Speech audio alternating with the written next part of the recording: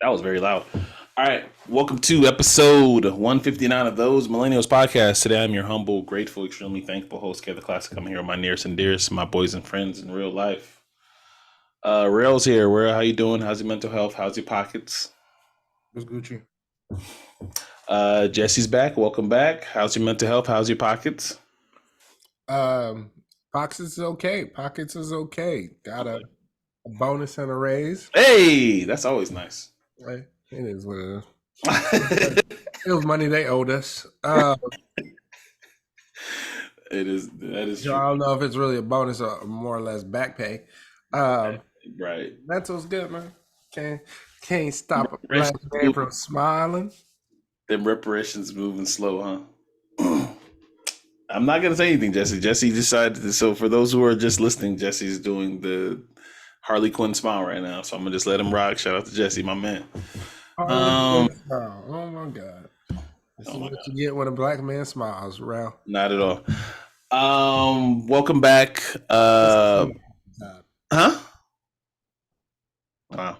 Welcome back. Thank you for listening. We appreciate you guys. For those who are new around here, please don't forget to like, favorite, and subscribe. It helps the pod grow. Help the pod go a long way. And if you're a regular, share with your friends. Follow us on Instagram. Follow our personal accounts. But in somber news, before we get to everything else, we had Correction, follow their personal accounts. Thank you. Jesse doesn't want to be followed. What else, Jesse? In somber news, the late great rock and roll queen Tina Turner passed yesterday, unexpectedly. What she died at 80? What? Do you guys remember? I didn't write it down. 81, 86. Yeah, man. The amount of love from celebrities and 83 correction. greats, huh? 83 correction. 83. Thank you. The amount of love and support that was showered over yesterday was actually pretty cool. My mom was the one that let me know. She sent it in our little family group chat, and she just she basically did what I did. Uh, what a lot of people do. She just started listening to Tina Turner all day. Jess, you got anything to say? You want to? Now you hit it. Okay. My job was playing Tina Turner too. Well, four. All day. I mean, only had four I songs. saw. Who did I see? I saw. I think the Miami Heat was playing Tina Turner while they was warming up. I thought that was pretty fly. Yeah, like literally. I mean, there's nothing to say. Legend. Um, you know. Happy she was able to put out that documentary. Yes. that as well. Yep. Wow. All right. So rest in peace. Shout out and prayers, and love to all her fans, family, in this tough time. In other news, before I get to the not list, I wanted to start with this because I feel like this was very important. One of our legends, man, Carmelo Anthony's decided to walk away from the game. Normally we get straight to the not list, but I felt like this was appropriate to talk about Carmelo because we all grew up watching him, not from Syracuse. Probably one of the best college run in modern day, because nobody's messing with Kareem's run, but in modern day, probably one of the best runs as far as college athletes. Um, he did a really awesome post on his Instagram. He announced it on his Instagram 2 days ago. Some of the quotes was obviously he was talking about how his son is going to be his legacy from now on. He's kind of talking about how he's going to pass the baton to his son. And I thought that was pretty fly. I thought it was a really nice way for him to to announce the announcement, and then obviously the showering of support and people posting. LeBron and AD and Rui did a video before it was before their game 4. So, Rel, do you have anything to say about Carmelo before? Yeah, it was. I think he was all time. All one of the all time greatest players. I mean, I grew up on him. I think he was the. Number 9. I think he's the. Huh? I thought you were gonna say what? Let's see what number was on an all-time scoring list. Oh yeah, but I think overall with Carmelo Anthony, I remember most from him. It was just that era. Like I believe, that culture is planning and rooting your organization. So the change of the Denver Nuggets before that, like was just known as an ass organization. Like they were trash. They didn't really have, much going on before Carmelo got there. Maybe before the '80s and early '90s.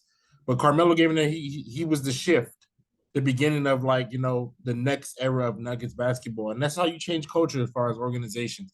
You just have to make good with your players, and I think like I said, I think he was the epitome of the one and done because him and Hakeem work and Jerry McNamara, they did a hell of a job at the Syracuse team. So I just think overall he was the epitome of the one and done. So I think even though he didn't win the championship, I think that him being the poster boy, the one and done. And like I said, I really believe he's from one of the if you put in the Nuggets Mount Rushmore, I believe Carmelo has to be on there. I think so. I mean, Carmelo is the reason. Like, even if you look back on it badly, Carmelo is the reason why the Nuggets are where they are today because of that trade. You don't get to make those moves. That move made is because you had a great player that wanted to leave, and you were able to make a great trade in it, and it built, like Rell said, it started a winning mentality, and they built upon it, and they were able to bring in great GMs and that can continue to build off of that, like just that being the seeds of it. So it just goes to tell you how great Carmelo was of a basketball player. And those like battles he had with Kobe, you can just see. All I really want to comment on is like how people are just like so revisionist history. And this is why Dame. I was gonna get on. Keep going. This is why Dame said what he said. Like, what do you mean by that? Like who and what? The ring culture, man, ring culture. Somebody said that he didn't win a ring. I mean, a lot of stars don't. That's the problem. It's just instead of just Rell, what I'm trying to say is like instead of respecting and celebrating his career, they decided the first thing I saw was under his Instagram post 0 rings. And it's just like, oh, Carmelo. And then it's just this nastiness about him. Oh, I would respect him if he didn't do this and do that. And then he didn't get rings. Like, it's like, y'all just forget, what Carmelo did his whole entire career.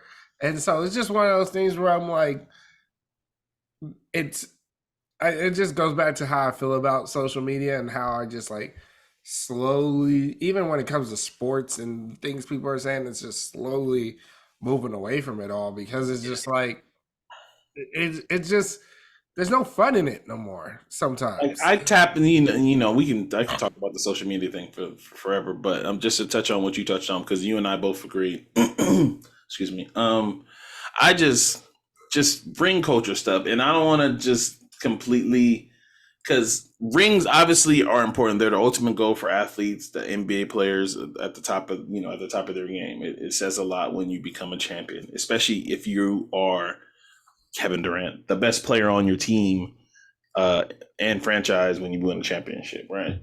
It's different. But you don't pour water on players that have done great things, that have carried franchises to like legit carried franchise. Like Carmelo Anthony was the face of the Denver Nuggets for a very long time. He went against Kobe in a very, very competitive playoff matchup. Had a championship level team. Him and J.R. Smith and Chucky Atkins and and Nene, and the list goes on and on. Marcus Camby, I think, was on that team if I remember correctly off the top of my head. The Chauncey Billups. I mean, that when him playing with Iverson, they make. But when they got Chauncey, that's when they went to another. Yeah. When they got Chauncey, that's what I meant. We had like the J.R. Smith team, and then obviously like him carrying the Knicks again. They only won one. I know what a lot of people were gonna say. They only went to one. They only went to the second round. But like, you don't know what that means. Being the What have they done since? I mean, but Knicks fans are actually very respectful of the Knicks fans. Knicks fans are very respectful. It's like the other people that do that, where they're just all they do is again. And I get to a certain extent, you have to do like you would bring up the accolades, right? You want to bring up a player's accolades. And people just I keep using the phrase like they pour water on greats and on our legends. Like Carmelo Anthony is a legend. He's going to be a first ballot. I'll say this. I just don't understand in a world where you Olympic Melo was a real thing. Keep going. You had to go up against Kobe and LeBron. Oh, and then Dwayne Wade with the Heat. There's only so many times you could actually win a ring. Like these are dominated. Prime Spurs. He was in the Western Conference with the prime Spurs. Get out of the Western Conference. That's exactly the same thing. Where like as I've gotten older, and I'm not just saying this as because people super duper just classify me as a LeBron guy, but whatever. But like I'm not just saying this, but like. We do that a lot to a lot of like I don't look down on Reggie Miller and Charles Barkley anymore and those guys no more. Like those are legends too. Like we should not be again, they ran against Jordan or they ran against the Pistons if you want to go earlier than that. Like they were really great teams. It's the teams that underachieve we should have problems with. Like we're gonna get to the Boston Celtics in a little bit because we just finished game 5 of that series, so we'll talk about them. It's those teams that have the experience, have the better players, have the system, have the cohesion, and then they underachieve. Those are the ones we should be talking about in that sense. It's just like those teams, but it's like the ones that are literally underdogs. It's like we should be like, okay, it should be a little different. But let me get to the not list. Let's get to the not list. Quick recap. Congratulations, Melo. Salute to Melo, man. I didn't even get to a sneaker history. Like Carmelo had, up until maybe like the mid 2010s, Carmelo's Anthony sneaker was really hard, man. It happens to everybody. Some of the later models was kind of not it. Same thing with the Iverson line. But like his Carmelo's like 1 through like 5 through maybe like his up to his 7th model was actually pretty fly. And then all the girlies like Carmelo. It was not even a contest between when it came to Melo or Dwayne or LeBron, all the girlies chose Melo because of the braids and stuff. It just everybody chose Melo. They thought he was a good looking guy. Or that part. Because of the braids. It's like what? All right, so just like I said, last time we record, Dustin was on. Shout out to Dustin. See, this is how bad we are. Congratulations to the Denver Nuggets. I don't want to sound like a hater or we don't care. Last episode Dustin was on. It was 2-0 at the time. We don't care. It was 2-0 at the time. Congratulations, Denver Nuggets. Dustin, you the man. Congratulations. Let me be the first one to tell you, congratulations on your NBA title. Let me just go ahead and get that off my chest right now too. Congratulations to your NBA. It's all year, man. It's their year. Let's do it early. Congratulations on your NBA title.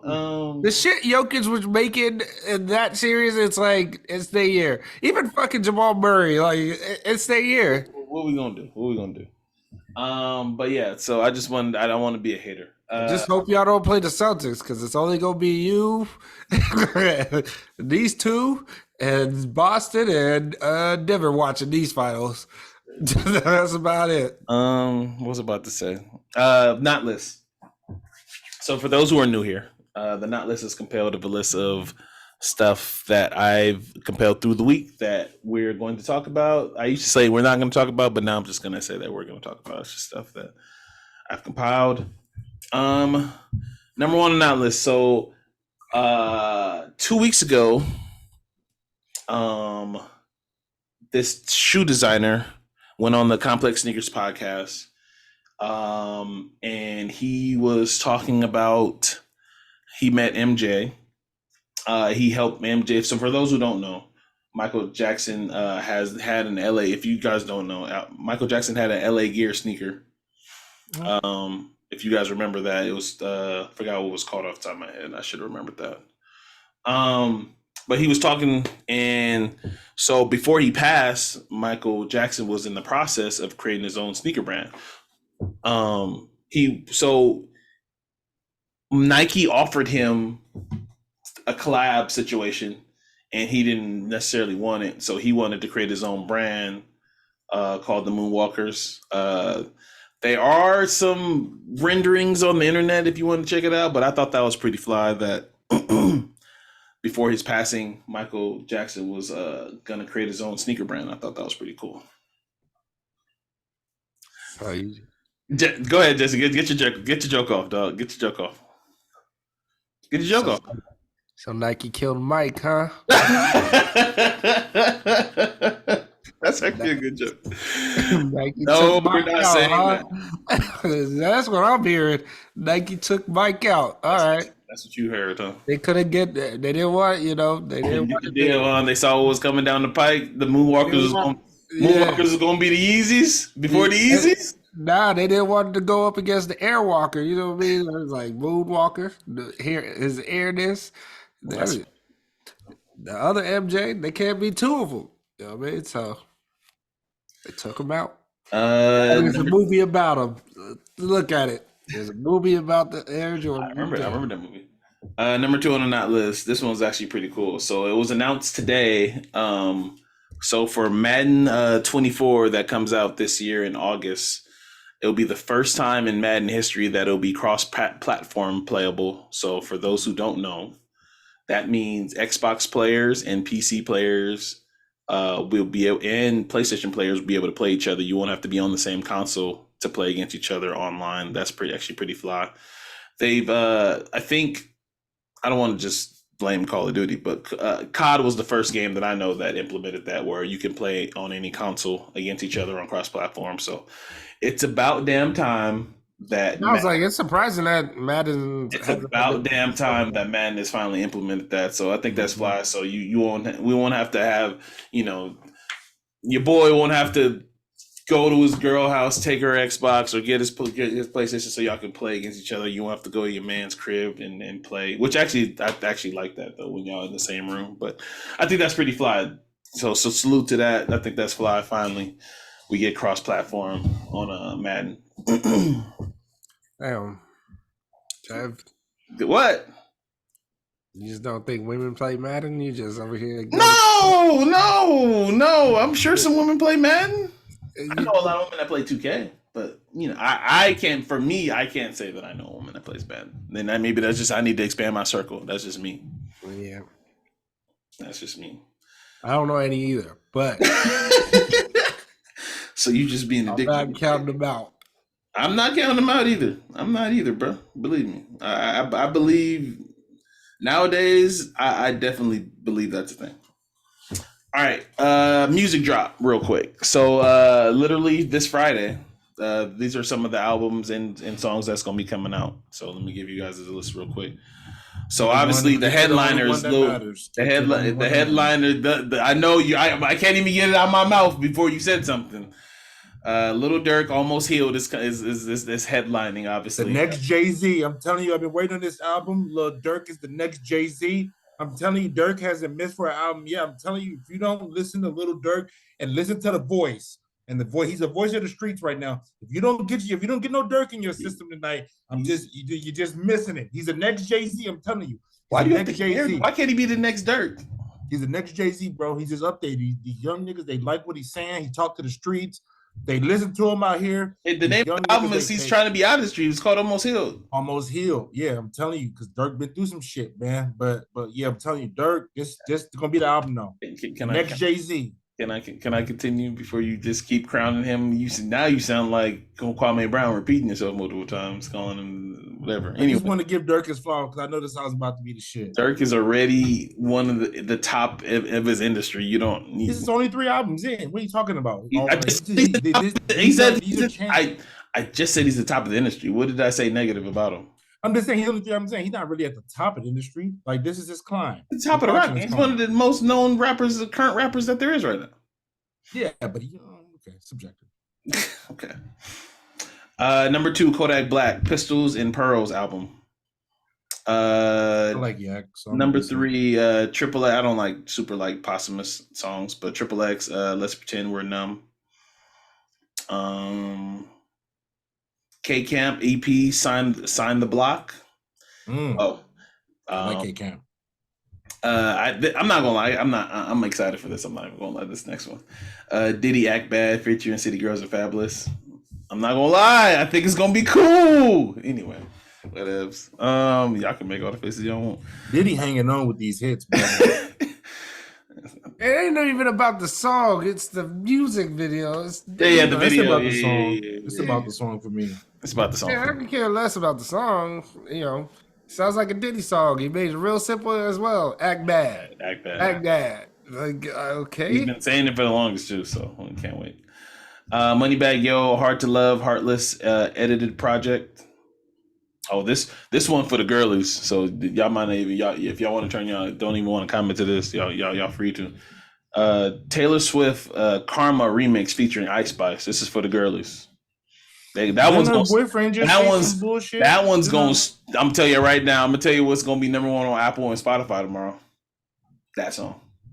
I think we got to cancel that song. Didn't her boyfriend just say some racist shit? Taylor Swift, old man, about Ice Spice. I don't know. This one I'm skeptical. I'm gonna listen to it and probably get mad because he's doing it again. Logic Juice 2. I don't know what the hell that means or what that implies, but it's a song. He's dropping a song called Juice 2 tomorrow. You gonna bring up that Summer Walker and J. Cole? Yeah, that song is hard. That album is hard. That EP is hard. I'm talking about stuff that's happening tomorrow. Yeah, but I'm just saying stuff that happened while it didn't happen. Last one out of the ones. I like ESTG. He's got a song called Turn Up the Streets. ESTG drops like, I don't know how many songs a fucking year, but those are just some of the music drops that happen tomorrow for y'all to check out. And we all know what Rell's running to because apparently Lil Durk is the Jay-Z of our time. Next one. You gotta listen to the voice, bro, and stop being so dismissive when you say shit like that. I'm not being dismissive. I'm just you are being dismissive when you talk about the voice. Those are some Shaquille O'Neal size shoes you give him to a 5'2" man, Lil Durk. Anyway, this was kind of serious, and I wanted your opinions on before we get to the last one on that list. So this is number 4. Yesterday, police did do a welfare check on Ja Morant because he posted some cryptic post on Instagram, which I didn't necessarily thought was cryptic until somebody had to explain it to me that it could be taken as cryptic. But I don't know if you guys have anything else to add. I just want to say thoughts and prayers to Ja. I know it's been a lot during the comment section. There was a lot of stuff going on in there that I don't really want to address. And fuck what he going through. I got no sympathy, and I don't give a fuck either. Because I'm gonna just be fucking blunt. The nigga did all this shit just to say he's going off of social media. Like, nigga, you grew up in the suburbs, bro. Like, fuck John, whatever he going through. I ain't got no sympathy. Nigga, cry a river from wherever the fuck you at. Because I got no sympathy. And if that's the route you want to take, Ja, go ahead. Thoughts and prayers. I hope Ja, whatever he's going through, I hope he makes it out all right. I hope everything's okay. And I would highly encourage, if anybody's having any issues, a social media break is necessary. and is worth He it. did, but you realize he did that to tell his family he was going off of social media? Stop coddling and kissing this dude's ass. Look, Like, dog, I'm just covering all bases. I'm not covering. I'm just calling it how it is. You want attention, Covering bases. and how you want to seek it is however you want to get it. These people go through real shit out here, John. You play basketball, nigga. Do that. I hope he good. I'm gonna just leave it at that. I wouldn't give a fuck if you wouldn't. Number 5, the last one on that list. This happened today. So Kwame Brown versus Shannon Sharp. So for those who don't know, who aren't caught up, number 1 overall pick. Is any of the others? Did he make an All-Star team? I think he made an All-Star team. No, we didn't.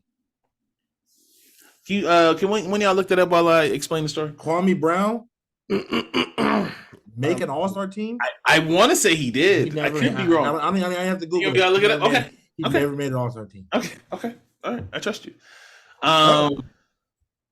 He might have he might have played in the rookie game is what I'm thinking about. Anyway, so Kwame Brown, I keep every time I say it, I feel like I'm Stephen A. Smith, and I say it how Stephen A. Smith said it in that video where he's like he thrashed him and just said he can't play and he called him a scrub. Anyway, but Kwame Brown, for those who don't know, was a number 1 overall pick for the Washington Wizards. Played with Michael Jordan. Also most notably played with Kobe Bryant. NBA veteran that goes on social. Now I think he has a podcast now. And he just says a whole bunch of stuff like he's knowledgeable. He wasn't very good, if we're going to be completely honest. Countless fights with MJ calling him soft in his face and in the media. Kobe basically did the same thing as well. But basically, so Kwame Brown was criticizing LeBron after his last shot was blocked in the play that was called for in Game 4 against the Denver Nuggets, the one that would have sent to tie the ball. And the gist of his, I don't have everything that he said in front of me, was basically, how are you a GOAT when you get your shot blocked for a go-ahead bucket, or why was you able to get a shot off if you're a GOAT? So Shannon went on his show today with Skip Bayless Undisputed and basically, questioned Kwame Brown's ability to question LeBron's decision to take the shot. And Kwame Brown came back and thrashed him, called him a bunch of names, which I won't repeat here. And basically saying you're a guest talking about basketball. He took some shots at Skip Bayless. And so now it's a little mini feud between these two, because I'm sure Shannon is waiting for his show tomorrow to drive up ratings, which he should, because I don't know if he'll respond. You don't think Shannon's going to respond tomorrow? I don't know. I don't think so. I think Shannon and Skip are going to respond. Do you guys have any comments about this between Shannon Sharp and Skip Bayless? Shannon Sharp and Kwame Brown. Kwame Brown's been, we've talked about Kwame Brown on the pod before. He's been he kind of just says stuff now. He's way more. Remember when I think the first time we kind of started saying stuff when we came on here and started talking about him is when him and Gilbert Arenas was having the back and forth. He just kind of says stuff now. Go ahead, Jesse. It looks like you have a lot to say on your mind. Go ahead. Come on, man. It's an audio podcast, bro. Audio. It's not just for the YouTube video people. I'm trying to say this and as clearly and intelligibly as I can. Okay. Kwame, what the fuck would you know about somebody taking the final shot? What the fuck would you know? What school did he go to? Player? Oh, he was a high school. He was high school. Never mind. He didn't go to college. Keep going. Sorry. What the fuck would you know about any of that? You know what you would know about Kwame? How to get traded. You know what you would know about Kwame? how not to show up to practice and play hard. That's what you would know about. How to get punched in the face? You could sit there and say, hey, I played again with these great players. I know their intensity and all that because they got pissed off at you all day. That's why. That's what you could comment on, Kwame. That's Michael about used it. to make him cry. And Doug I mean, look, make him cry. he may have, but, that was an 18-year-old Kwame. Like, I'm not shocked over that. But Kwame trying to tell somebody else this person would have got the shot off. You want to know why you didn't mention yourself in that, Kwame? Because you never got the shot off. You never caught the ball to get the shot off. You somehow, some way, you had small hands. You just couldn't catch the goddamn ball, Kwame. I just always think of that Stephen A. Smith video when we talk about Kwame. It's crazy. Keep going. That's about it. That's all I got.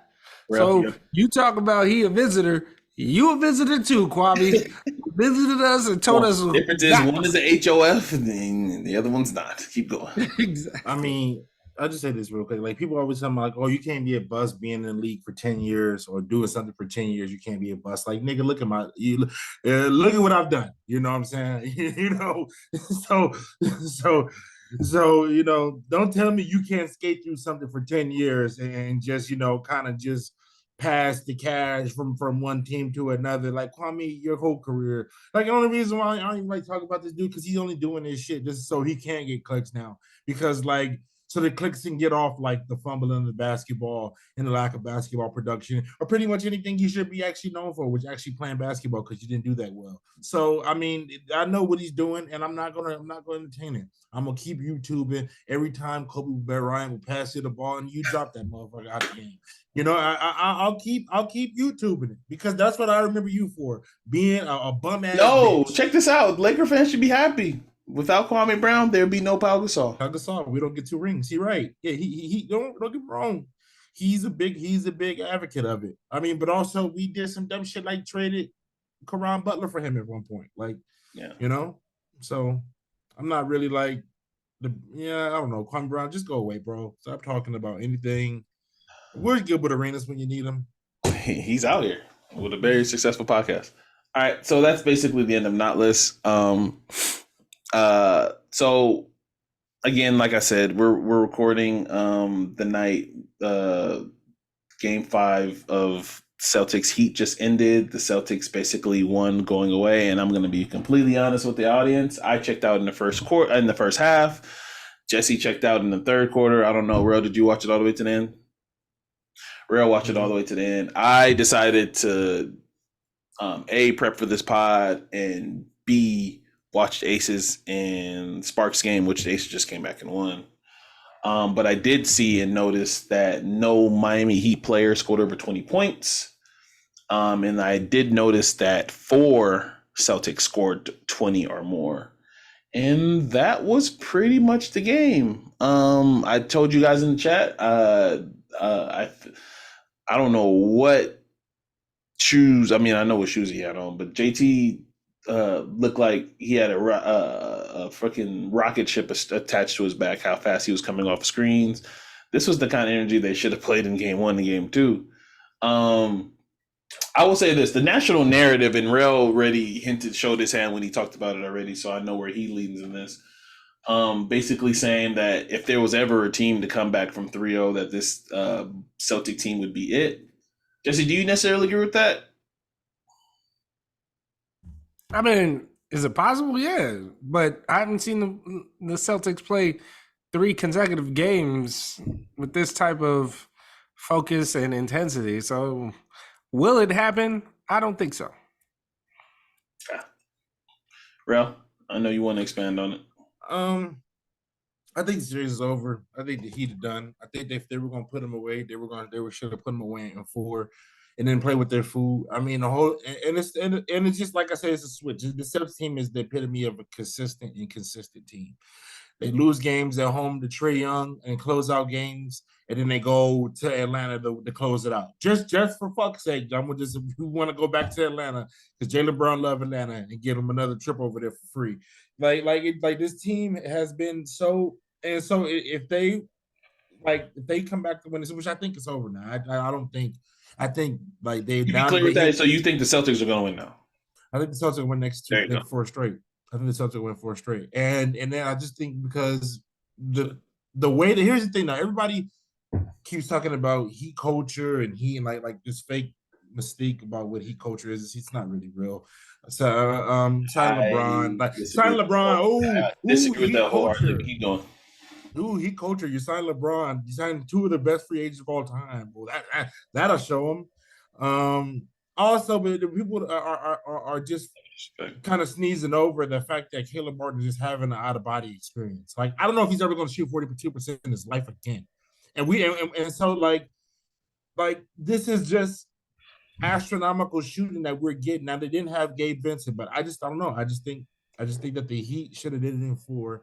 And because they didn't, and Boston found a rhythm in both games where it weren't even close games, these were ass whoopings. So I don't know.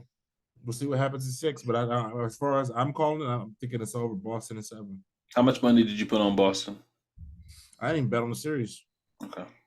I hate the series. I sprinkled on the Heat before the series, so actually I got money on the Heat to win the series, but it's not even a lot enough for me to care about. I'm with Jesse. I think the Heat take care of business game 6. I don't think this is going to be a thing. I watched a clip of Jimmy in the post game presser, and he said everything, but I guarantee Charles Barkley guaranteed that we're going to win in game 6. So hopefully Gabe Vincent. I mean, I think they said it during the telecast that Gabe Vincent is already going to be able to play for game 6. So I think once he's in there, the whole thing is Jimmy can't do. Jimmy's good. Don't get me wrong. Jimmy's elite, but the whole thing is it's not him who I'm worried about. But even though they did have some good Highsmith minutes, but I'm not worried about Jimmy. Yeah, Jimmy's not the one I'm worried. I'm worried about fucking Bam Adebayo, who fucking for some reason one game. Like I understand, like he has that kind of AD presence, but where he's really good defensively, so he sets the tone on the other end. But on offense, he leaves much to be desired.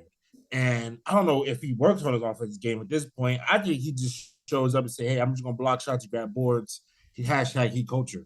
I don't know. So I mean, don't know. he has good touch on the ball. Jumping ain't bad. He should be shooting 35% from 3, and anything less than that, I believe, is a failure to what Bam Adebayo. I just think he's a mid-range jump shooter. I just when it comes to that, I don't think he can extend that far to the 3-point line, really. But yeah, I mean, the reason I call it over is just the Celtics are going to Celtic. That's just how I go about everything. They're not going to play up to their potential. They're not going to play focused. Honestly, as much as they were like congratulating and praising Jason Tatum, he was doing enough for the Heat to get back in this game. He was doing enough to try to get the Heat back in this game. He was taking some really bad shots, in which he is known. That pass he did, the pass he threw, and the pass he threw behind his back was just like. I'm gonna ask y'all a question. Like what? Every great player, every star player, every player has an unstoppable move. Like if Jason Tatum, that they will go to, that's guaranteed buckets. Guaranteed. Quiet the crowd, get to the spot, whatever. We can go down the line and we can I don't even know what Kyle Lowry's go-to move is. It's taking a screen. I mean, taking a offensive foul. That's his go-to move. Whenever he knows he needs to kill the momentum, he goes and takes the offensive foul. That's what he does. What's Jason Tatum's? I would say the ability to hit tough shots. That's not a go-to shot. He just takes tough shots. I would say his right to left step back is probably his go-to move. And I'm also Jason Tatum, you can destroy in the mid-range and you just choose to take the hardest shot. Yeah. And that's why he's a real they play in street. I think I talked about this during the week. I was just like, but you can't tell Jason Tatum anything because he averaged 30. He made first team. Whatever he's doing, it's working. He averaged 30 in the regular season. He made first team All NBA. But right now he's going He goes quarters 0 for 11. Their team plays like a strictly analytic team based with everything either comes either in the paint or from the three. And I don't know, like, I mean, even I don't know, I don't know what what Jaylen Brown's, That's the same thing I'm saying. Like that's I think his would be like the left to right crossover. Or just the But it'd be like a mid, but it's definitely a mid range jumper. The more I watch Jaylen Or Brown, pull up. I'm like, he's really good at his pull ups too. I'm less and less convinced that Boston should pay that money. But that's just me. Yeah. And I mean, no matter what, if they win, lose, they have a big decision to make at the offseason because both of them made All NBA, which means they're both unlocked for the super duper max, which we'll get to that later. All right, so I have some questions for you guys, and then we'll talk about summer movies, and if we have time, I could talk about how my Fast X experience and what I expect in Fast. Something tells me we're gonna run out of time. Oh, of course you're gonna say that. I can always wait till next pod. Just it'd be 2 weeks behind, no problem. Anyway, I wanted to talk about the coaching carousel for a little bit, and then we can talk about other stuff. So, there are, if I remember off the top of my head, there are 5. I wrote down 4, but there's 5 coaching vacancies right now. The Sixers, the Suns, the Raptors, the Bucks, and Detroit Pistons. 5 coaching vacancies. Rell, I can start with you. Rank them and then explain why you have them ranked in that way. Number 1, I would have the Suns because I like the fact that you have 2 stars set already, positive and a third tradable chip. You can get frisky with that roster. Roster is going to be, I think that's like PG Tucker's a free agent after this year. I think that's a good landing spot for him to go back to, get them, I think that's going to be the vet mini, whoever wants to ring chasing next or whoever, that's going to be the spot. Is it because you got 2 pillars. And after that, I would go with Milwaukee because you got Giannis Antetokounmpo and he's going to bring it every night. And that bare minimum, I think Giannis is a coachable player. He can be guided. And I think if you get in there with a GM and try to maybe figure out who's going to be around him for the next couple of years, at bare minimum, you can have a championship window for the next 3 to 4 years. Number 3, I think I got the Sixers because I'm out on Embiid. I'm out on Harden. I don't think they'll win together. I don't think Joel has enough to win the playoffs. He seems to regress every playoffs. It's always something. I mean, one year Tommy hurt it, and then he didn't play well versus Toronto. That's not true. Keep going. Wait. First Toronto. The 2 games. When he sit first Toronto. Okay. Yeah, he did. I just don't like how the way he said that. But keep going, dog. His tummy hurt. That's what it was. Like, they can shout out for a tummy. I just don't like just a real serious face talking about Joel like that. But keep going, dog. Because I'm out on Joel Embiid. Like I'm out. I'm selling all stuff. I don't like that Joel Embiid doesn't eat well. Like the nigga didn't got to eat food. But anyway, so number 3 would be Sixers, and then lastly number 4. I think there's 2 more jobs. So Raptors so am I missing? And Pistons. Raptors and Pistons. Pistons ahead of Raptors. Raptors are going to a rebuild. You don't know what the hell you're getting from the Raptors. Raptors are going to be the last one. I wouldn't even want to coach. I wouldn't stay in Raptors. You're out on the Raptors. You want to? Yeah, stay in Raptors. Drake on the sidelines. You're getting Scotty Barnes. They're losing Fred VanVleet. I'm pretty sure they're going to try to trade OG and Pascal this offseason. All you're going to build around is Scotty Barnes, and you have no direction. Scotty Barnes and a bunch of guys. Oh, don't forget Podol. Is it Podol? I don't know how to say it. He's a free agent. Never mind. They probably but the reason why I put the Pistons got picks, Ivy, Cunningham, and cap space. I don't know. I don't trust the Pistons either because at least there's one thing you'll have. You have Masai Ujiri up in Toronto. Yeah, it's not a long. He can only sign autographs for so long. No, I'm just saying. Rell, he won one in Toronto. He's still floating on the Toronto clouds right now. You still can't penetrate Masai right now. You still can't penetrate Masai. My thing is just I would trust that somebody has done it before to do it versus Detroit, who hasn't done it since who knows how long. It's just that Real quick, Jesse, rank yours real quick. You want me? You need I agree. I agree. I agree with Rell's list, except the last two. I would just say, flip flop. as a coach, thank you, but no thank you. I would just go ahead and sit this one out for next year. That's it. So this is gonna be pretty much a clean sweep. Rell actually pretty did, I don't agree with Rell that much, but Rell actually did a pretty good job of ranking the list. I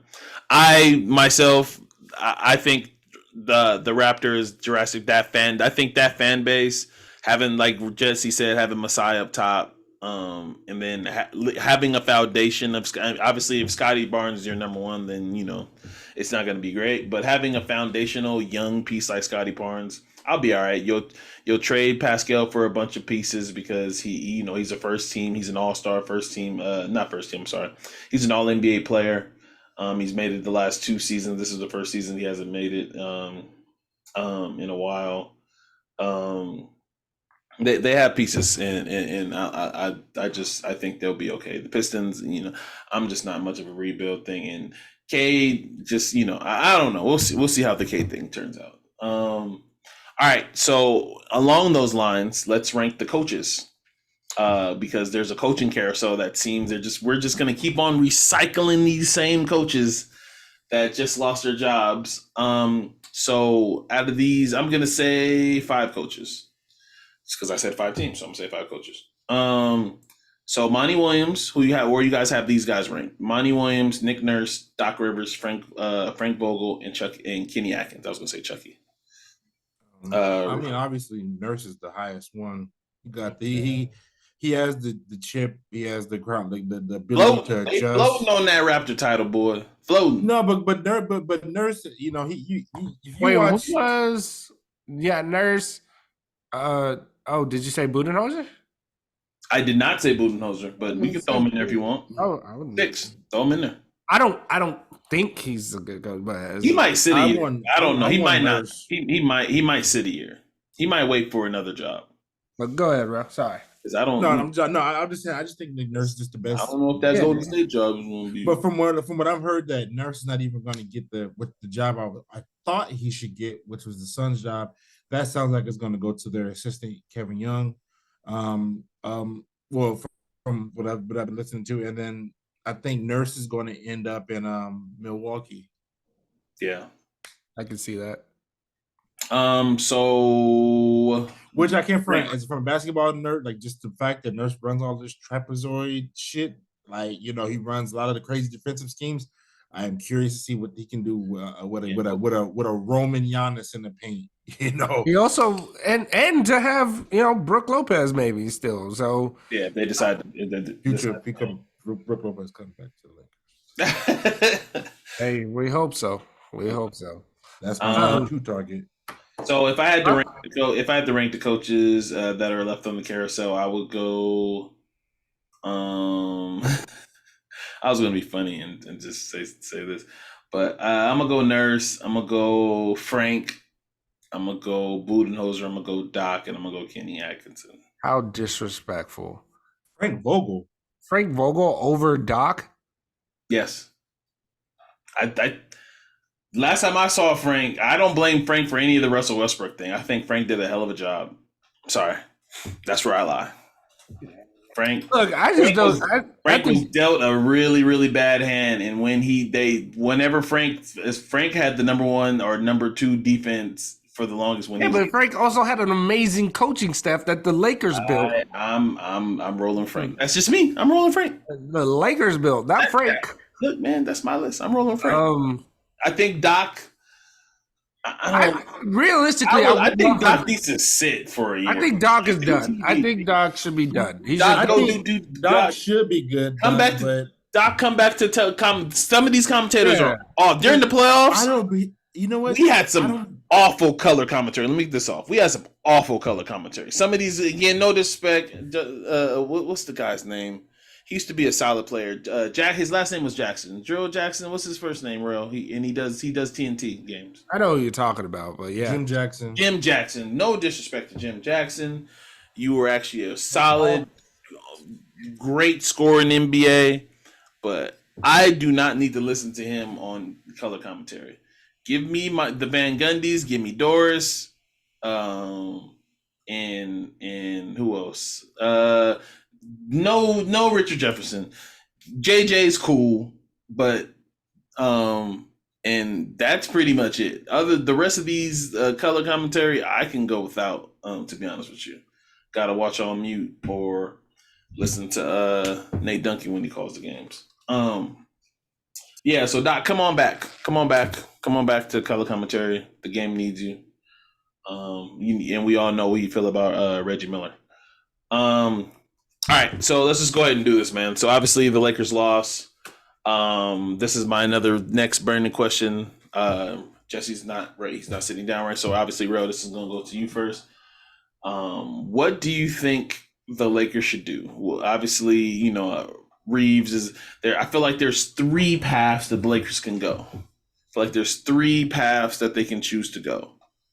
What do you think the Lakers should do in the offseason for the team? Well, first, if I give that, I just want to say overall for a State of the Union, real quick. I think the biggest problem lies with Anthony Davis. Let me explain why. This is Carolyn, this is Rell. I'm just letting you know. I watched this for 90-something games. I never missed a Laker game. I only missed two because I was out. The only reason I would say this is because Anthony Davis never evolved his game. He took a step back since the last 2 years.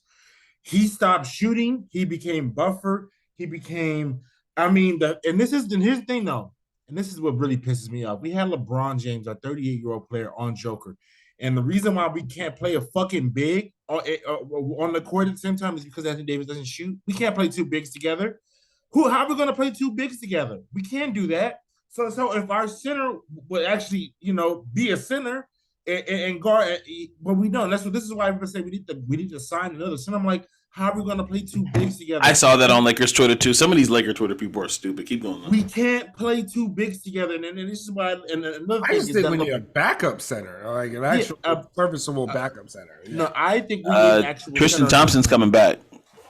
But another thing too is that because AD has no sauce in his bag, that we need a true point guard because LeBron can't be the point guard 90% of the time. He can't be the initiator of the offense. Austin's good, but as you can see, you still need a point guard. And this is why I believe that the only reason why I said last year, this is why the Chris Paul smoke maybe up there, even though he does get injured. Chris Paul being injured, and what D'Angelo gave us the last 3 games, washes. If Chris Paul going to be injured, D'Angelo Russell might as well have been injured for these last 3 fucking games. But at least CP3 would at least probably try to get AD 6 to 10 points that he's not looking at, that he's not trying to get naturally. This is why I'm not completely on the CP3 thing. Even though he's gonna get injured, if you do CP3 and Schroeder, maybe you mismatch him. But AD, if he's gonna be on this roster, needs somebody to get him 6 to 10 points, because if his jump shot's not falling, he's just gonna try to rebound and block shots. So I agree with you, not to cut you off because I want you to keep going. But the only I'm done that I would have with this it's been the last 2 years, but this year specifically, Chris Paul was getting targeted on defense like he was Trae Young. And obviously at the playoffs, it's the highest talent, at the highest heights, the highest levels of competition. But he just doesn't have the same fight that he normally does defensively. And that will cause me to scare. But for the most part, I can see where you're going. Just what's the cost going to be for first? But first off, half of his contract is not. And why would Phoenix help the Lakers? He has a half guarantee on his contract. I got you, but why would Phoenix help the Lakers? D'Angelo Russell's boys with book, and they can do a 2-for-2 and a swap, 2 years for one. You do 2 years on D'Angelo for a trade straight up, no picks involved, and we just do a complete swap. If they do it. If they do, Chris Paul does it for the low, but yeah. I mean, I don't know how this impartial deal shit works. You know what I'm saying? Yeah, the new So, salary cap is weird too. Like for teams that are over the cap, like the numbers that you have to send back almost has to be fucking identical. It's fucking stupid. but the last thing I just said is the only thing that I would say that they need to get better is bring back Are you a Reeves, Rui guy? bring back Rui, bring back Reeves. But just Anybody else in the core? no. Any- Beasley can go find homes for Beasley. Vando's cool for the regular season. You know, you need guys like Vando. You need guys like Vando because Vando has a limited energy supply. Like he's always on 99. He always has a health bar on the What court. about Game 4 Lonnie? You bring it back. You bring it back. You bring it back. And like you say, you get rid of Trey Brown. You sign Yuta Watanabe from the Nets. Um, um, and you know you run it back. are stuck on Yuta Watanabe. And yeah, the biggest thing, AD needs to fucking.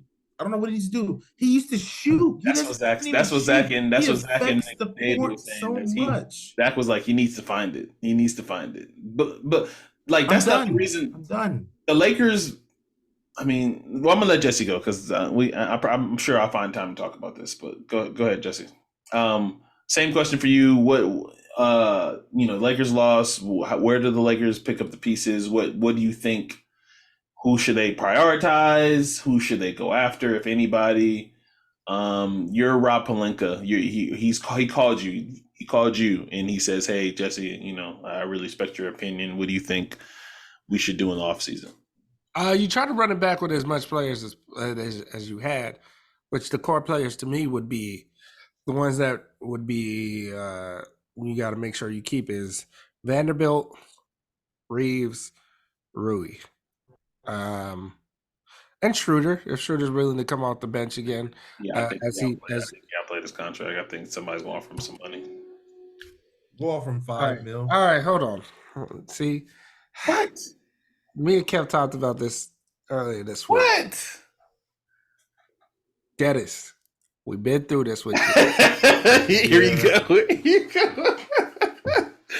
Take the deal, Dennis. Take what you can get, Dennis. Yeah. You ain't gonna play like this for nobody else because nobody else gonna want to play for in the Worlds too. He's gonna go play for Germany in the. He literally said that I watched his exit interview. He literally said that he's gonna take 2 weeks off and chill with his family, and then take 2 weeks and go back home, and then he's gonna go play in the Worlds. But it's not like he really relies on like explosion. Like he's just gonna be quick and annoy people all over. He's gonna do this shit wherever. He's not. Yeah. He'll be fine. But it's like, Dennis, take what you can get. If we're all offering you 3, take the 3. If we're offering you 5, take the 5. I can see. If you go try to take 10 somewhere else, you're thinking that you more than you was, you're going to find yourself coming right back to us for the veteran minimum, looking dumb again. So, look, all right. That's all I got to say with him. But yeah, you just you keep Reeves, you keep Rui, you keep Vanderbilt and Schroeder. I think you got a good core with that, like to help build. You definitely need a point guard. Try to keep Lonnie Walker. I don't think he will be, but Lonnie is what we call him now, Jesse. Lonnie's not going to get a full mid-level, so he might be on the vet mini next year. Yeah, he might take the tax. MLE, which perfectly fine. So he might. Hold on, you think Lonnie don't get more money? He's not getting more money than $5 million. He's gonna get less. Who, me? He played himself out of money. I don't think so, but I could be wrong. I could be wrong about Lonnie. Lonnie's he barely got the 1 for 5 last year. Who's gonna give him that? To commit Lonnie in the beginning, they look at you. So teams look at your whole year, right? So in the beginning of the year, Lonnie was averaging like 17, 16 points a game. No, not that much. It was only 13. Lonnie was playing really well. I'm talking about per 36. So I know you're just going off salary. Who gives a fuck about per 36? Tell me what the averages are, Kevin, and stop talking to me crazy. I'm sorry that I use per 36 and I use cleaning the glass to take out garbage minutes in my head. Anyway, he averaged like 18 per 36, which a lot of teams use. So I'm not speaking Spanish.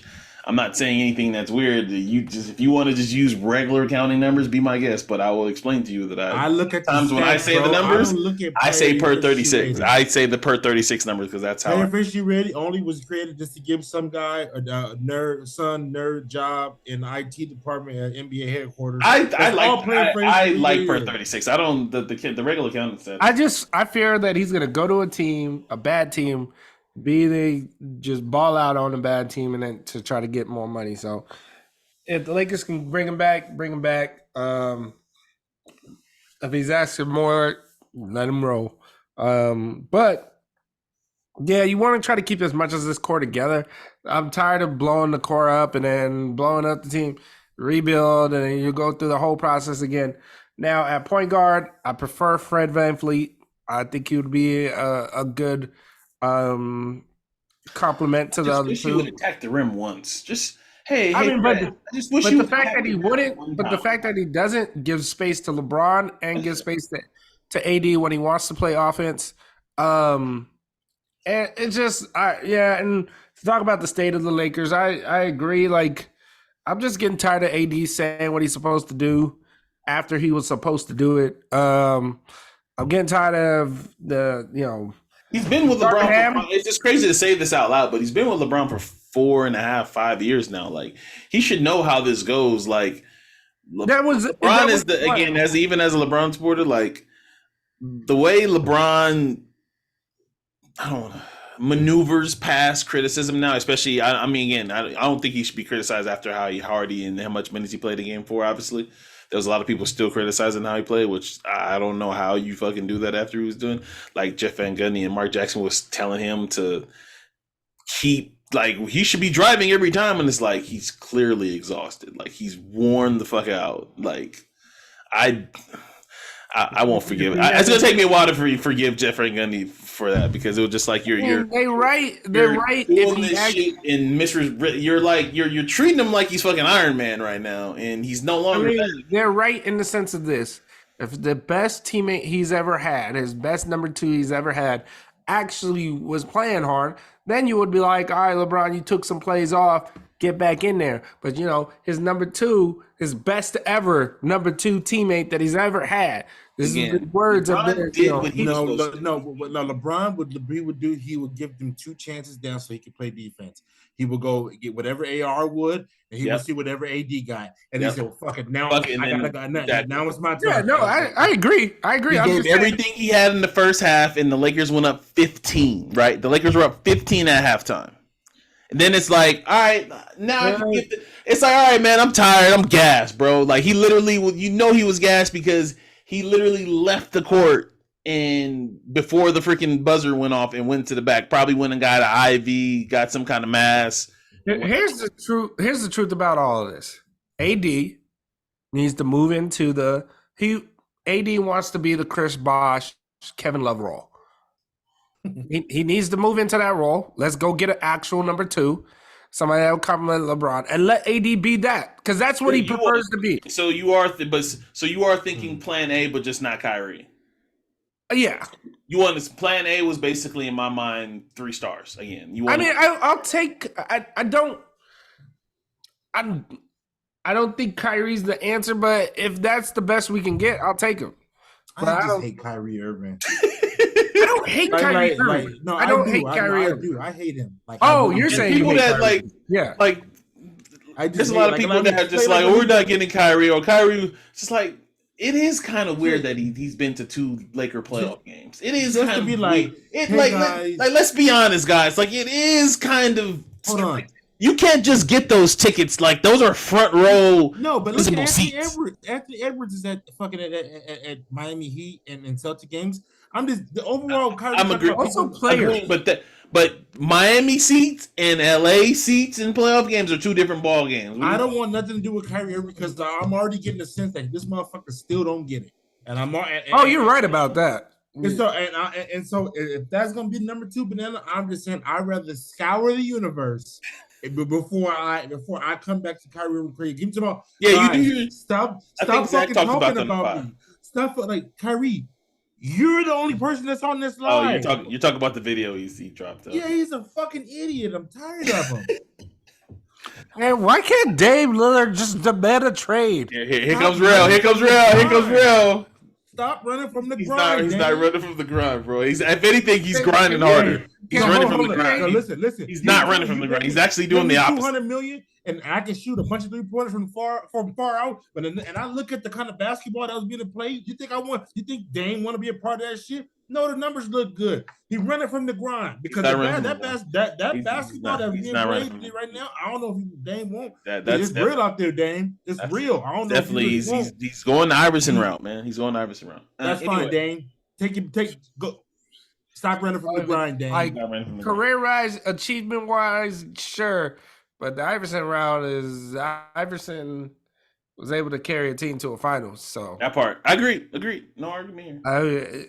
I don't know. The older you get, I don't think you continue to go down that Iverson route. But I would just say, can we just create an AI that generates Damian Lillard's voice saying to like a fan, "Yeah, I want out of here. I want to go to LA." Remember that commercial with Dwayne Wade? Get me out of here. The T-Mobile commercial. But here's my last. D-Wade wants out of Miami. It was my last thing about Dame is that how can Dame look at these playoffs? I'm sure he watched and say there's any kind of move that can put them in the position. There's any kind of move that they can bring you the depth that the Nuggets have. There's any kind of move that can provide you two or another banana, maybe a Bro, before you get your engines revved up, there's nowhere the Lakers don't have the assets to bring in Damian Lillard. I'm not even talking about the Lakers. Oh, okay. Stop running from the grind. Go to Philly. Go to Brooklyn. Go to Philly. Go to the Clippers. Go to Brooklyn. Go to the Clippers. You're crazy. I don't got no more assets. These boys are Mikal Bridges. I don't know why.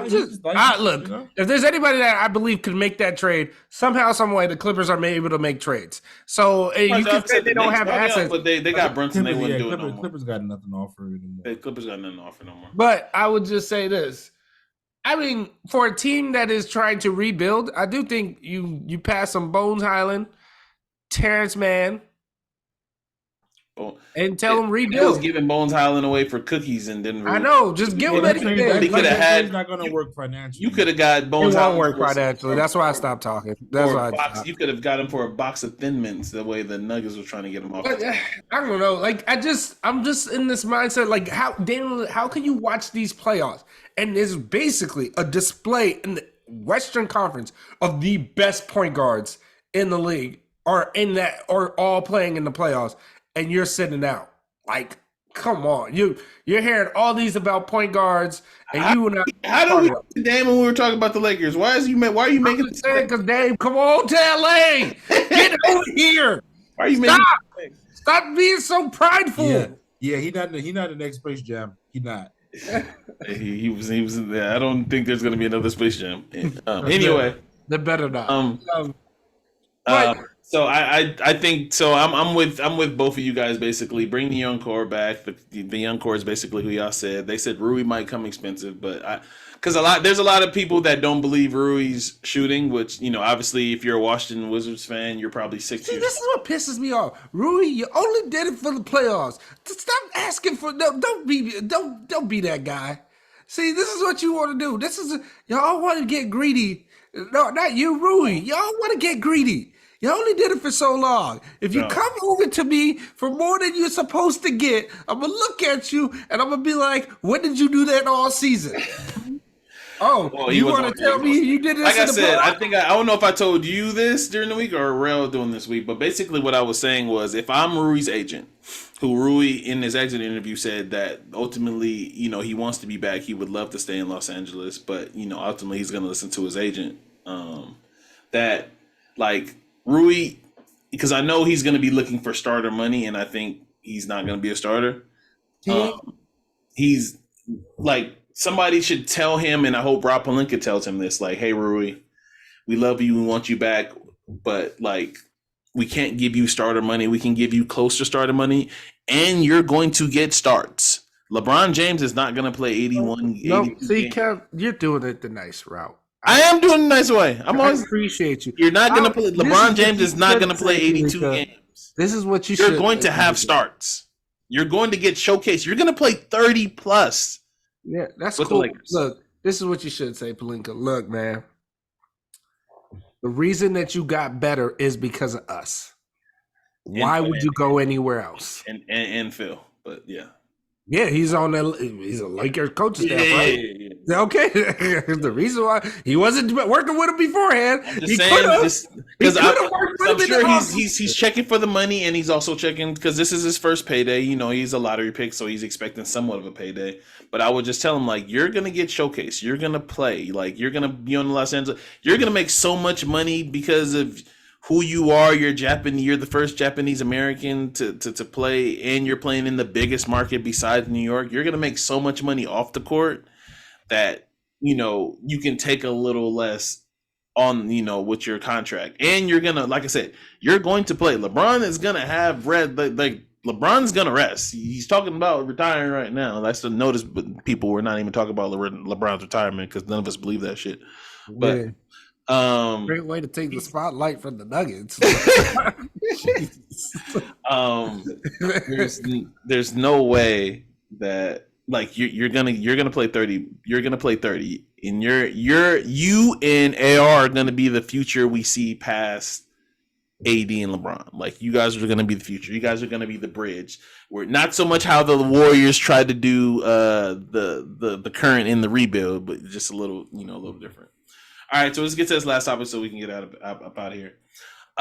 Adrian, no, not Adrian. I'm sorry. Let me give the correct person his flowers. Shams Charania of The Athletic said the NBA and the competition committee is going to are thinking about implementing text for flops. Do you guys think this is a good idea or a bad idea? I mean, they can figure out a way. I mean, the biggest issue is this: do you want to keep stopping the game for everyone? Is it a one choice? It's like, how do you really implement these texts? Because in order to really implement them or really like check if it's a flop, you go to the monitor. It's gonna be more replay. It's gonna be more replay. It's gonna slow the game. Now, to me, that's a negative. Go ahead. Oh, yeah, exactly. Also, are there times where you can clearly see it's a flop? Yes, but at this moment, you haven't really showed the discerning, like, actually during a game when a player flops. You've actually been giving them the fouls and stuff like that. So, to me, I think, if they can figure it out, which that's their job, not mine. So I'm not going to try to figure it out. I don't have a problem with it. I personally, what I really like is them giving more text for when players talk to them, man. It's getting so out of control, man. The amount of rope, again, I am a fan. And it's not even just I listen to Draymond's pod every time it drops, but the rope that they give Dre. It's not even Dre. I can understand them giving Dre a rope, but it's when motherfuckers like Bruce Brown off the Celtics are coming off the bench like, nigga, you don't get to talk to the ref. Go stand over there. You don't do enough to be talking to refs. Like you're not that type of player. You're not that player. Go stand in the corner. When it's dudes that are just like, you just shut the fuck up. Like, what are you doing? Like, it's getting out of control to that point where it's like, yo, man, like, this is really like you see them literally stop playing.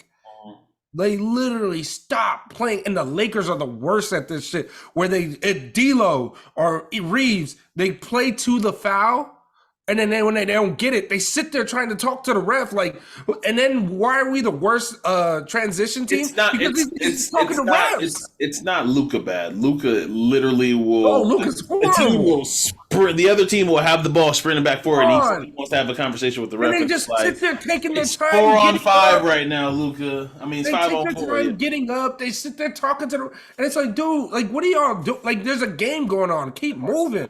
So that personally, I would love to see more text for that than the actual flopping thing. I will say this. I think, and that's all I often say, I think this is a slippery slope. The NBA already has a problem where they don't give, in my opinion, the defense enough tools to be successful. Like, the game is way too obviously geared towards offense, which it should be.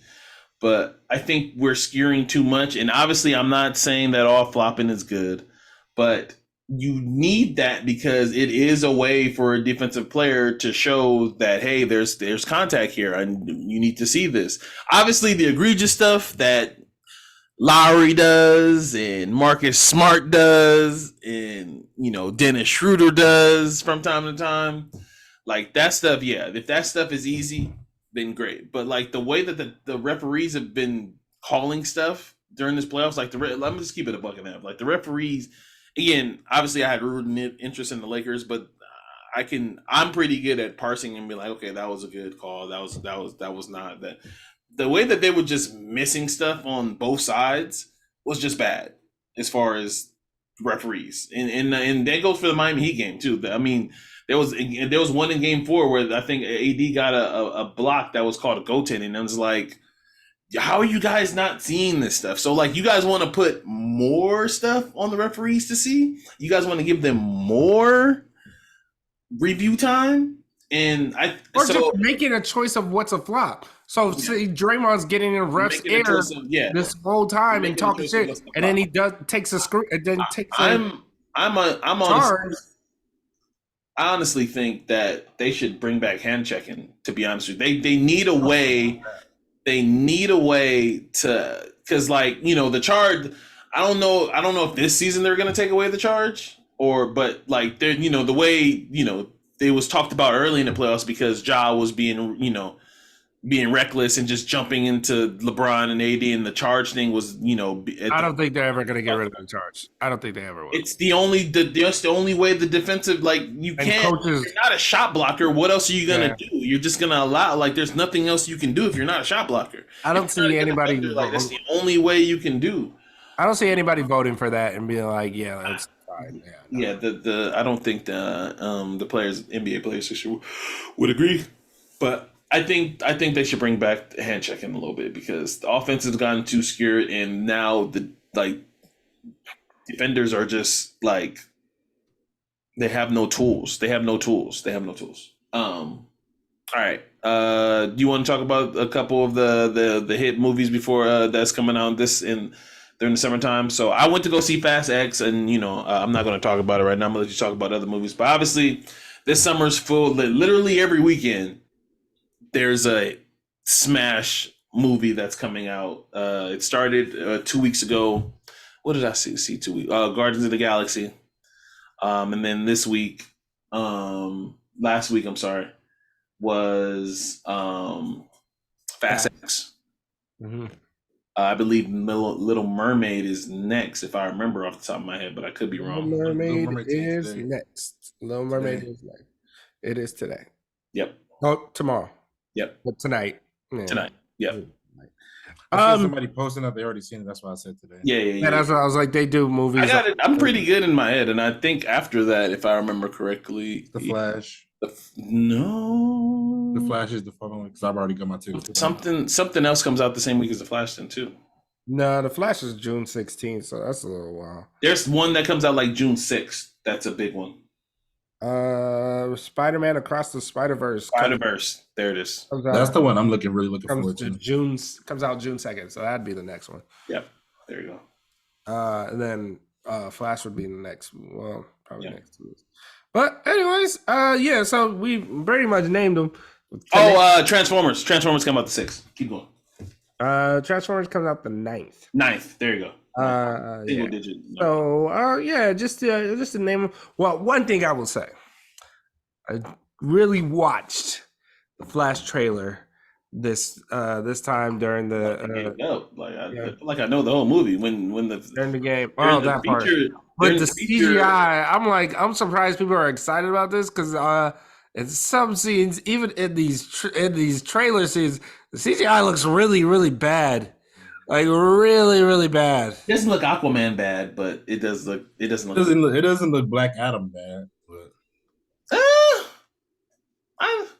But what CGI on Black Adam? Oh, okay, never mind. I could tell. Never mind. Black Adam. Now I'm thinking about. No, I was trying to say like what CGI, but was bad on Black Adam. Now I can refer to him. All right, so just Aquaman CGI was just like, I don't know how you could watch this for an entire movie. I will give them one thing. They had to do majority of it and making it look like they're in water.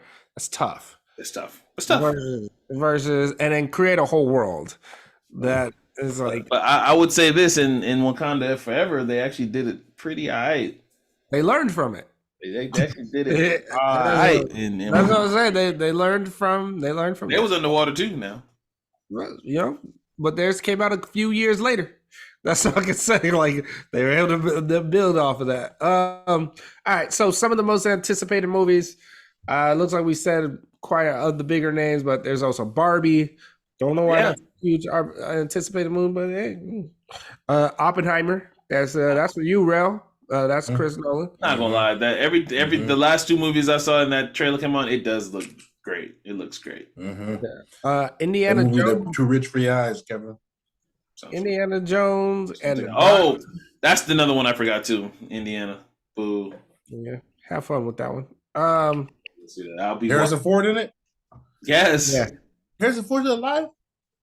He's joking. He's Why did you ask if he's in it? Then ask if he's still alive.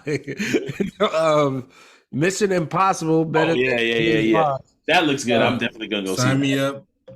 Yeah, Dead Reckoning Part 1. That's July 12th. That looks great.